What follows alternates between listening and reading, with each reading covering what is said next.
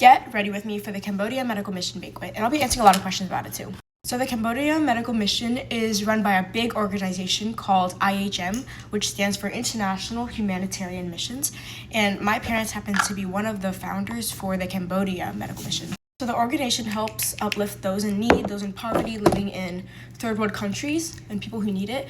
So the Cambodia Medical Mission, one of our main mission statements have been to build schools in the village of Kampong Chenang, which is a water village, like a floating village where people live in boats of floating houses. But it's really sad because when flooding season comes around, a lot of people go through famine, and it's just not good.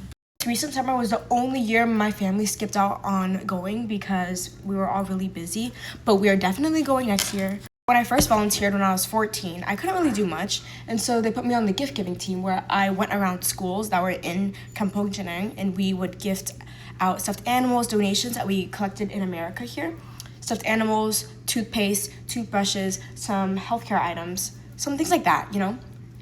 And then the following year, the organization was actually able to build a school. We built a whole ass school in Kampong Chenang, and it's called the School of Hope.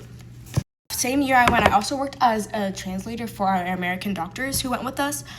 We have pharmacists, surgeons, and optometrists, everyone coming, like pediatricians, but a lot of them speak English.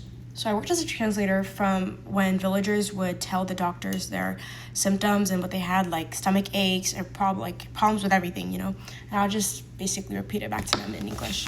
Then the following year, I worked as an assistant for Dr. Brian, one of the doctors on our team, and I would just do patient intake on a form.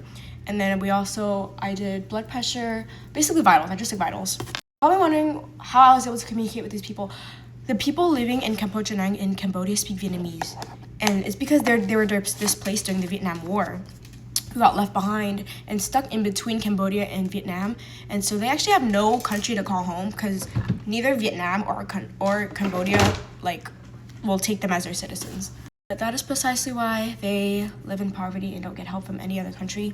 So it's our job to help those in need, and I really hope one day I can travel to other countries to help do this as well, because I know I'm not a doctor and I'm not majoring in biology at all, but it's still a passion of mine to help others. Dude, we were able to install internet. The school was able to get internet. The School of Hope. It's crazy. So we were using tablets to do patient intake one of the days. But yeah, those are just some ways you can help make the world a better place. You can volunteer in your community as well.